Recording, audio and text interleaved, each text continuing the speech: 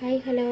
ഇന്ന് ഇതുപോലെ ഒരു 1.5 കപ്പ് പച്ചരി എടുത്തിട്ടുണ്ട്. നന്നായിട്ട് കഴുകി 3-4 മണിക്കൂർ കുതിർത്ത് വെച്ച ഒരു അരിയാണിത്. പച്ചരിയാണ് എടുത്തിട്ടുള്ളത്, ഇതുപോലത്തെ അരി. അപ്പോൾ ഇതിന് വേണ്ടിയിട്ട് ഇതിന് വേണ്ടിയിട്ട് 1/2 കപ്പ് ഇതുപോലെ തേങ്ങ എടുത്തിട്ടുണ്ട്. തേങ്ങ നിങ്ങൾ ഇതുപോലെ ചെത്തിയിടണമെന്നില്ല, ചിരവി ഇട്ടാൽ മതി. അതും കൂടി ഇതിനകത്ത് ഇടുക. പിന്നെ വേണ്ടത് നമുക്ക് ചോറാണ്. ചോറ് വെള്ള അരിൻ്റെ ചോറാണ് എടുത്തിട്ടുള്ളത്. ഇതുപോലെ വെള്ള അരിൻ്റെ ചോറ് എടുത്തിട്ട് അത് ഇതിനകത്തേക്ക് ഇടുന്നുണ്ട്. ഒരു 3/4 കപ്പ് ചോറാണ് നമുക്ക് ഇതിനകത്തേക്ക് ആവശ്യമായിട്ടുള്ളത്. ഇതെല്ലാം കൂടെ നമുക്കിനി അരച്ചെടുക്കണം. അരച്ചെടുക്കാനായിട്ട് ഇത് നമുക്ക് മിക്സിൻ്റെ ജാറിലേക്ക് ചേർത്ത് കൊടുക്കാം. അപ്പോൾ ഇത് നമുക്ക് 2 പാർട്ടായിട്ട് അരയ്ക്കണമെങ്കിൽ അങ്ങനെ അരയ്ക്കാം. മിക്സിനകത്ത് കൊള്ളുന്നില്ലെങ്കിൽ അരയ്ക്കുന്ന സമയത്ത് നല്ല ഫൈൻ പേസ്റ്റായിട്ട് അരയ്ക്കണേ.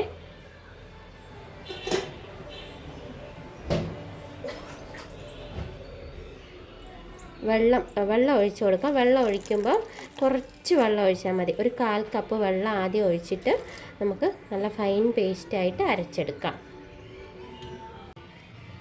അപ്പോൾ ഇത് ഞാൻ നല്ല ഫൈൻ പേസ്റ്റായിട്ട് അരച്ചെടുത്തിട്ടുണ്ട്. ഇത് നമുക്ക് വേറൊരു പാത്രത്തിലേക്ക് മാറ്റി കൊടുക്കാം. ഇതെല്ലാം നല്ല തരിതരിപ്പൊന്നും ഇല്ലാതെ അരച്ചെടുക്കണേ. ഇനി അടുത്ത പാർട്ട് നമുക്ക് ഇതുപോലെ തന്നെ ഒരു 1/4 കപ്പിൽ കുറച്ച് കൂടുതൽ വെള്ളമായാലും കുഴപ്പമില്ല. ഇതുപോലെ ഇത് ഇട്ടിട്ട് മൊത്തം നമുക്ക് അരച്ചെടുക്കാം. അരച്ചെടുക്കുന്ന സമയത്ത് ഇതിനകത്തേക്ക് ഉപ്പും കൂടെ ചേർത്തിട്ട് അരച്ചെടുത്തോളൂ. അങ്ങനെ ഞാൻ രണ്ടാമത്തെ ബാച്ചും എല്ലാം ഫുള്ള് അരച്ചെടുത്തിട്ടുണ്ട്. അപ്പോൾ നിങ്ങൾക്ക് ഈ ദോശ ഇപ്പം തന്നെ ചുട്ടെടുക്കണമെങ്കിൽ ഇത് വെച്ചിരിക്കേണ്ട ആവശ്യമൊന്നുമില്ല. ഇപ്പം തന്നെ നമുക്ക് ചുട്ടെടുക്കാവുന്നതാണ്. ഇനി ഈ മിക്സിയുടെ ജാറിലേക്ക് ഒരു 1/2 കപ്പ് വെള്ളം കൂടെ ചേർത്തിട്ട് ഇതും കൂടെ ഒന്ന് നല്ലോണം അടിച്ചെടുക്കണം. അരച്ചെടുത്ത ദോശക്കൂട്ടിലേക്ക് നമുക്ക് ഇതിപ്പോൾ നല്ല കട്ടിയായിട്ടാണ് ഇരിക്കുന്നത്. ഇത്രയും തിക്നെസ് വേണ്ട. അപ്പോൾ നമുക്ക് കുറച്ചും കൂടെ വെള്ളം ഒഴിച്ചിട്ട് നന്നായിട്ട് ലൂസാക്കി എടുക്കണം. ഇത് അധികം ലൂസാവണ്ട, എന്നാൽ കുറച്ച് ലൂസും ആവണം.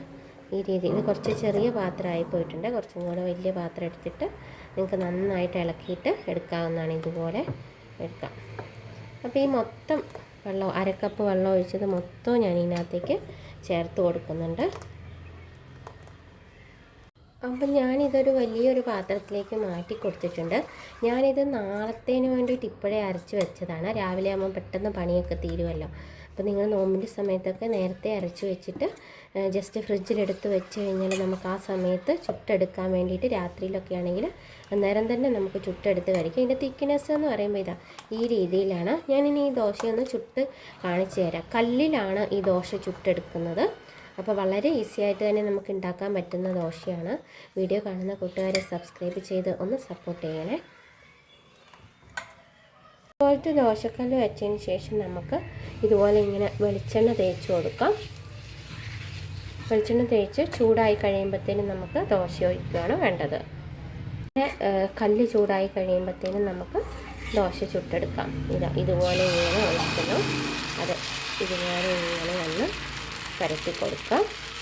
ഇത്ര മാത്രമേ ഉള്ളൂ. ഇതിൻ്റെ മേലെ കുറച്ച് വെളിച്ചെണ്ണ ഡ്രോപ്പ് ചെയ്യണേ.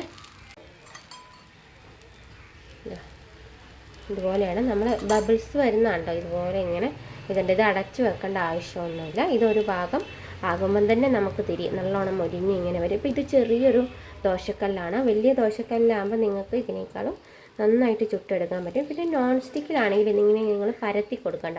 ഒഴിച്ചതിന് ശേഷം ജസ്റ്റ് ഒന്ന് ചുറ്റിച്ചെടുത്താൽ മതി. കുറച്ചും കൂടെ മാവ് ലൂസാക്കിയിട്ട്. അപ്പോൾ ഇത്രയും ആയി കഴിയുമ്പോഴത്തേനും നമുക്ക് ഒരു ഭാഗം ആയിട്ടുണ്ട്. ഇതുപോലെ നമുക്ക് മറച്ചിടാം. കറക്റ്റായിട്ട് തന്നെ നമുക്ക് കിട്ടും.